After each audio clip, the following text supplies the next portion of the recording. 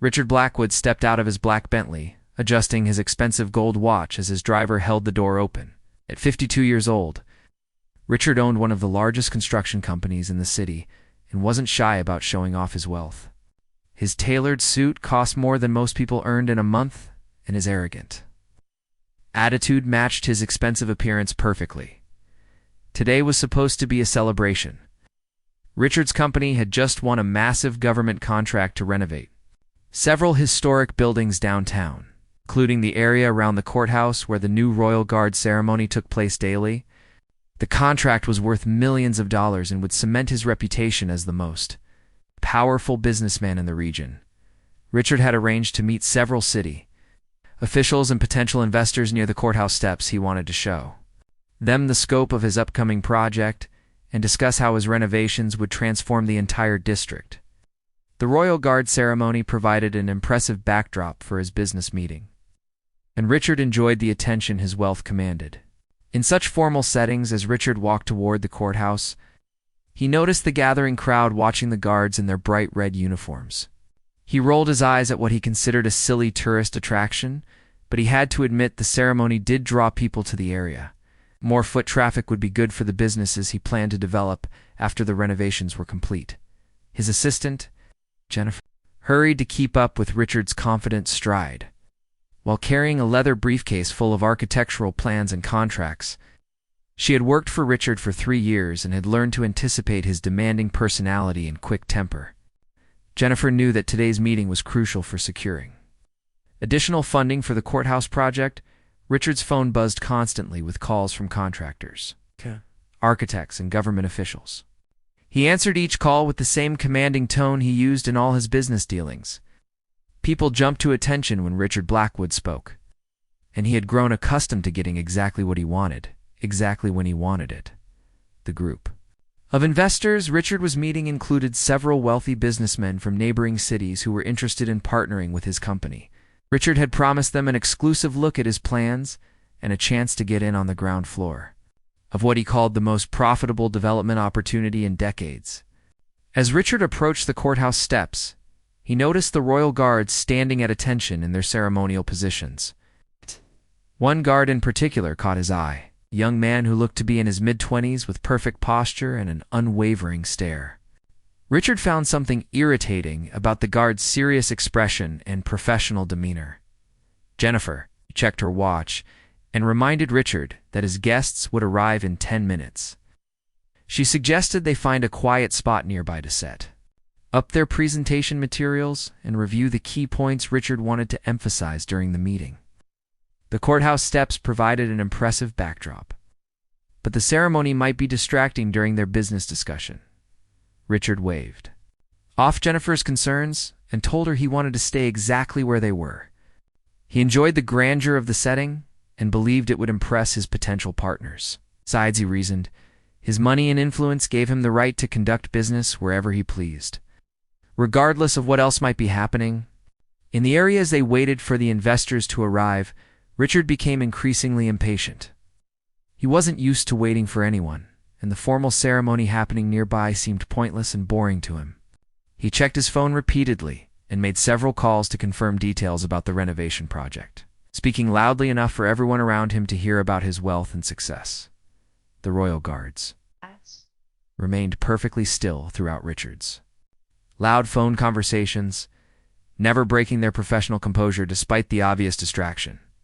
Their dedication to duty impressed the growing crowd of tourists and locals who had gathered to watch the ceremony, but it only seemed to annoy Richard more as the minutes ticked by. Richard's potential investors finally arrived. He immediately launched into his presentation with his usual confidence and swagger. He pointed toward the courthouse and surrounding buildings, describing his vision for transforming the entire area into a modern commercial district. His voice carried across the courtyard as he emphasized the millions of dollars in profit they could all share. During his animated explanation, Richard gestured broadly with his hands, holding an expensive crystal glass filled with premium whiskey that he had poured from a flask in his briefcase. He believed that conducting business with a drink in hand projected an image of success and sophistication that impressed potential partners and intimidated competitors. As Richard continued his presentation, he noticed that some of his investors were paying more attention to the Royal Guard ceremony than to his business proposal. This irritated him greatly, as he wasn't accustomed to competing for attention with anyone or anything. He raised his voice and moved closer to the guards, trying to regain control of the situation. The young Royal Guard who had caught Richard's attention earlier maintained his perfect posture and stoic expression, despite Richard's increasingly loud and disruptive behavior.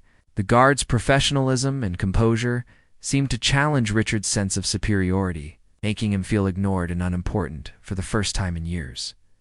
Richard's frustration grew as he realized the ceremony was upstaging his important business meeting.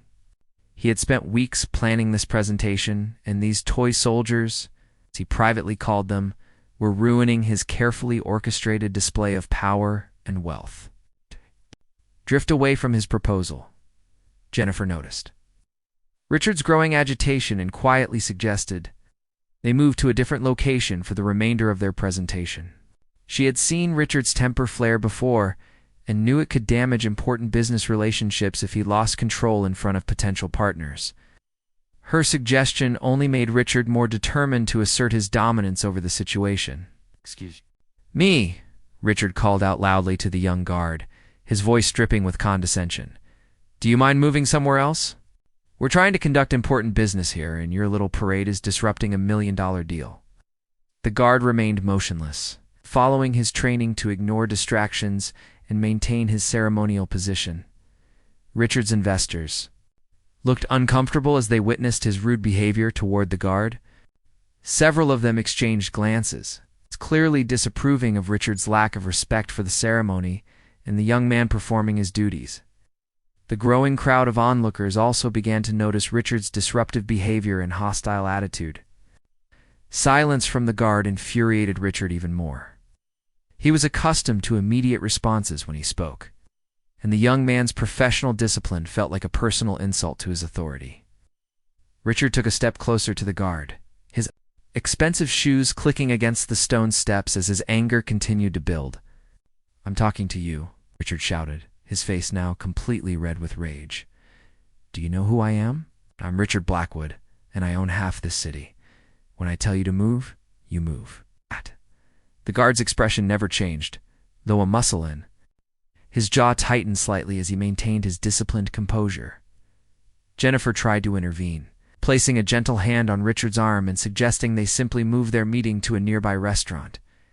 The investors nodded in agreement, clearly eager to escape the embarrassing scene that Richard was creating. But Richard shook off Jennifer's touch and glared at the young guard with undisguised hatred. The crowd around them had grown larger, with many people now focused more on Richard's outburst than on the actual ceremony. Some tourists began recording the confrontation with their phones, sensing that something dramatic was about to happen. The other royal guards remained at their posts, though their training taught them to be aware of potential threats to their fellow guards. Richard raised his glass of whiskey toward the young guard, his hand trembling with rage. "Maybe this will get your attention," he snarled, his voice carrying across the entire courtyard. At that moment, every person present seemed to hold their breath, realizing that Richard Blackwood was about to cross a line that would change everything. With a violent motion, Richard hurled the contents of his crystal glass directly at the young guard's face. The expensive whiskey splashed across the guard's red uniform and dripped down his stoic features. But the young man never flinched or broke his disciplined stance. The liquid stained his pristine uniform and filled the air with the strong scent of alcohol. The entire courtyard fell into shocked silence. Even the ongoing ceremony seemed to pause as everyone processed what had just happened. Richard stood there with his empty glass, suddenly realizing the magnitude of his actions as dozens of phones captured the moment from every angle. His investors stared at him in horror and disbelief. Within seconds, the other royal guards moved into action with military precision, their ceremonial duties transformed into a security response as they surrounded Richard. While maintaining their professional composure, the young guard who had been attacked remained perfectly still. Though whiskey continued to drip from his uniform onto the stone steps, Jennifer dropped her briefcase in shock. architectural plans scattering across the ground as she watched her boss's career potentially destroy itself in a single moment of rage. The investors began backing away from Richard, clearly wanting to distance themselves from his actions and the consequences that were sure to follow. Security personnel appeared immediately from various positions around the courthouse. They had been monitoring the situation since Richard's behavior became disruptive. The assault on the guard triggered their immediate intervention. Richard found himself surrounded by uniformed officers who were not impressed by his wealth or status. "Sir, you need to come with us immediately," commanded the lead security officer, his voice leaving no room for argument. Richard's face went pale as he realized that his money and influence meant nothing in this situation. He had just assaulted a ceremonial guard in front of hundreds of witnesses and multiple recording devices. The crowd that had gathered to watch. The ceremony now pressed closer to witness Richard's downfall. Many people were openly filming the incident, and Richard could see the excitement in their eyes as they realized they were watching something that would definitely become viral within hours. His reputation was being destroyed in real time. "Hey, dude, you know who I am?" Richard stammered. His earlier confidence completely evaporated. "I'm Richard Blackwood. I have contracts with the city. I know the mayor." His desperate attempts to assert his importance fell on deaf ears as the security officers began moving him toward the courthouse entrance. The young guard finally allowed himself a slight movement, using a handkerchief offered by a fellow guard to wipe the whiskey from his face. His dignity remained intact despite the humiliating attack, and the crowd began applauding his professionalism and composure.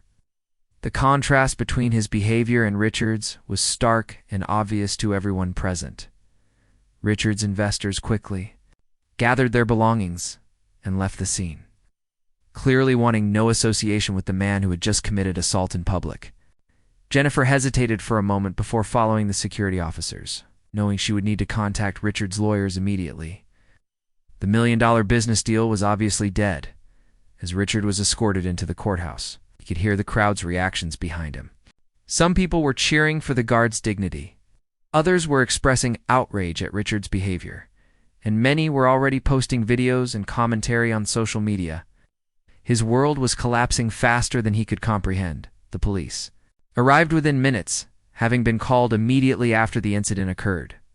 Richard realized he was about to be formally arrested for assault, and his expensive lawyer was nowhere to be found. His wealth, which had always solved his problems before, seemed powerless to help him now. Inside the courthouse, Richard was placed in a holding area while officers began the formal arrest process. He could see through a window as news crews arrived outside, having been alerted by the viral videos that were already spreading across the internet. His private humiliation was about to become very public knowledge. The young guard remained at his post throughout the commotion, his uniform still stained with whiskey, but his dignity completely intact. The crowd continued to show their support for him, and several people approached to offer their personal apologies for Richard's behavior. The guard's professionalism had turned him into an instant hero. Within 2 hours of the incident, videos of Richard throwing whiskey at the Royal Guard had been viewed millions of times across social media platforms. News outlets picked up the story immediately with headlines like "Wealthy Builder Attacks," "Ceremonial Guard," and "Businessman's Meltdown Goes Viral." Richard's name and face were everywhere, but not in the way he had ever intended. The police formally charged Richard with assault, disorderly conduct, and disturbing the peace. His expensive lawyers arrived quickly, but they faced an uphill battle given the overwhelming video evidence and hundreds of witnesses. The young guard, whose name was revealed to be Corporal James Mitchell, had become an overnight symbol of dignity and professionalism under pressure. Richard's construction company began receiving thousands of angry calls and emails from outraged citizens who had seen the viral videos.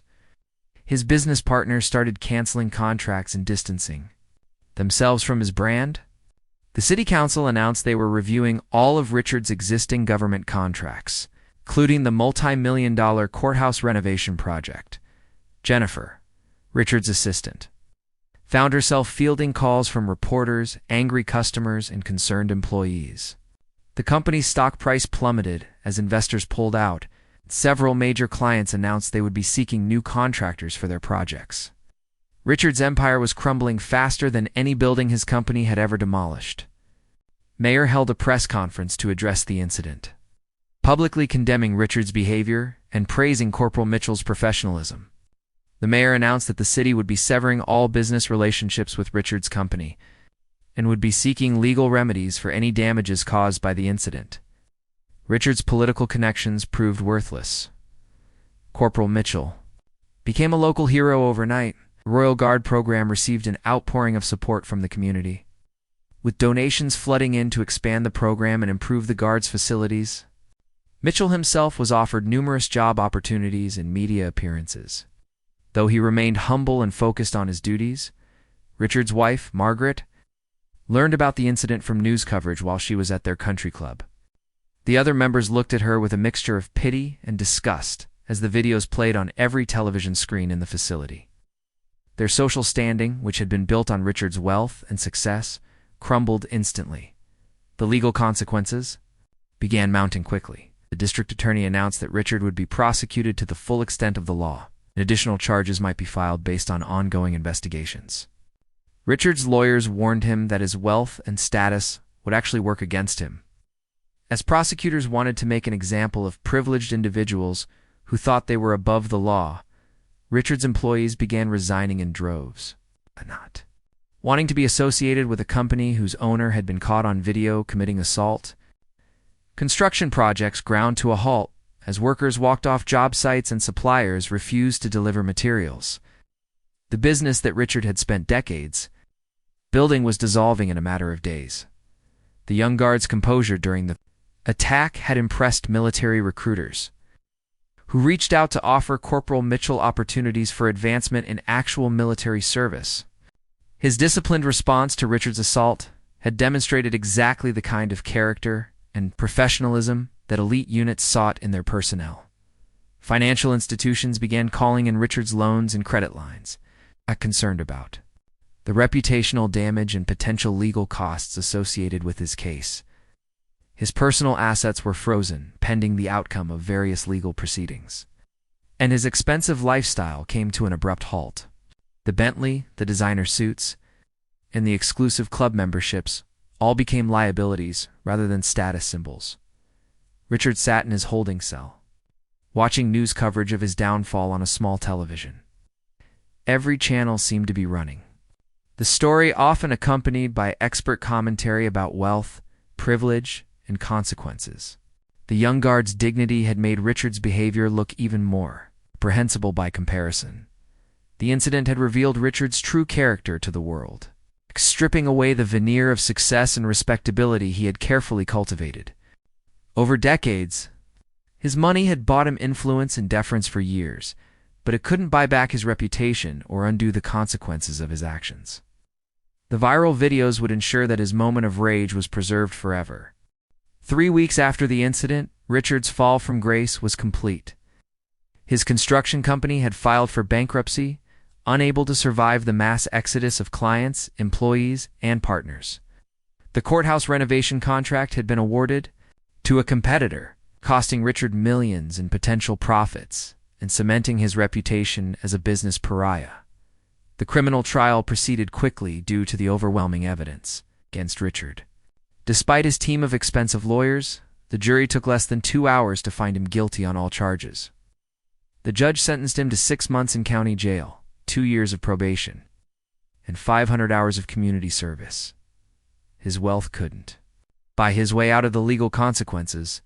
Richard's personal finances were in ruins. Legal fees had consumed most of his liquid assets, and the lawsuits from former business partners and clients continued mounting. His mansion was in foreclosure, his luxury cars had been repossessed, and his wife Margaret had filed for divorce, seeking to protect what remained of their shared assets from his legal troubles. Meanwhile, Corporal James Mitchell had been promoted to head trainer for the Royal Guard program. His dignified response to Richard's attack had made him a role model for professional conduct under pressure. The program received so much positive attention and community support that it expanded to other locations throughout the city. Richard's former employees found new jobs with competitors who were eager to hire skilled workers away from his failed company. Many of them spoke to reporters about Richard's history of bullying behavior and workplace intimidation, painting a picture of a man who had used his wealth to mistreat people for years. Before his public downfall, the community service, a portion of Richard's sentence, required him to work with local charities and nonprofit organizations. For the first time in decades, Richard found himself taking orders from people he would have previously looked down upon. The work was humbling and physically demanding, stripping away the last remnants of his arrogant attitude. During his incarceration, Richard shared a cell with men from all walks of life who were unimpressed by his former status.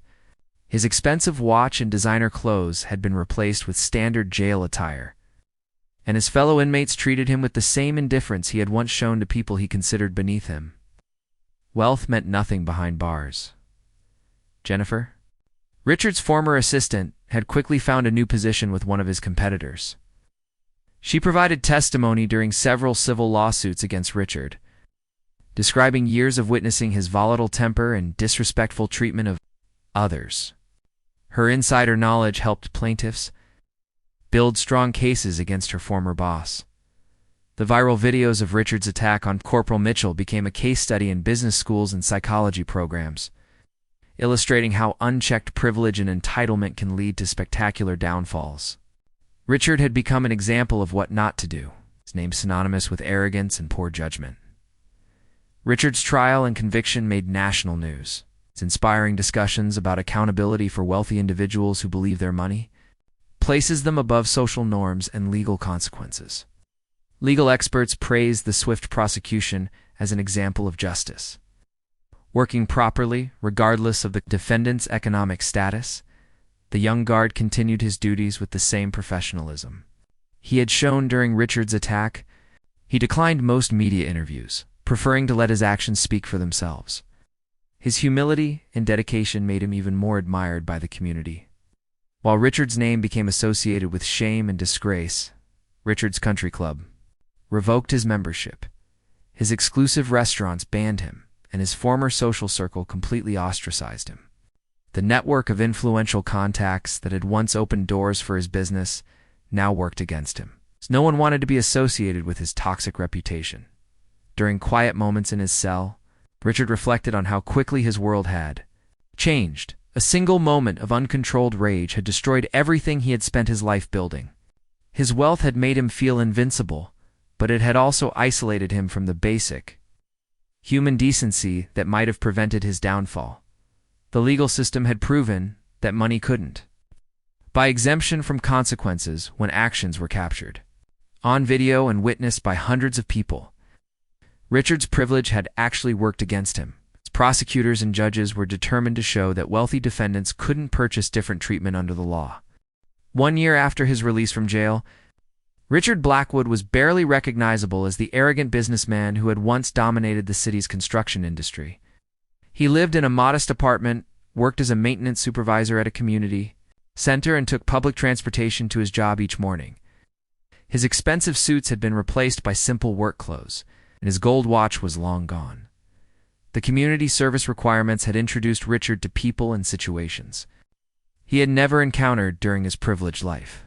Working with homeless shelters, food banks, and youth programs had slowly opened his eyes to the struggles of ordinary people. For the first time, Richard began to understand the impact of his former arrogant behavior on those around him. Corporal James Mitchell had completed his service with the Royal Guard program and accepted a position with the city's emergency management department. His professional handling of Richard's attack had opened doors to a career in public service, where his calm demeanor and strong character continued to serve the community. He occasionally saw Richard during community events but maintained a respectful distance. Richard's former business associates had moved on without him, dividing up his old contracts and clients among themselves. The construction industry barely remembered Richard Blackwood except as a cautionary tale about the dangers of unchecked ego and entitlement. His company's former headquarters had been converted into affordable housing. An ironic twist given Richard's previous disdain for such projects. The viral videos of Richard's attack on the guard were still occasionally shared on social media as examples of instant karma and justice. Richard had learned to accept that his moment of rage would follow him for the rest of his life. A permanent reminder of how quickly everything could change when wealth and privilege met accountability. During his time in jail and afterward, Richard had been required to attend anger management classes and counseling sessions. The therapy had been difficult and humbling, forcing him to confront the deep insecurities and fears that had driven his need to dominate and intimidate others.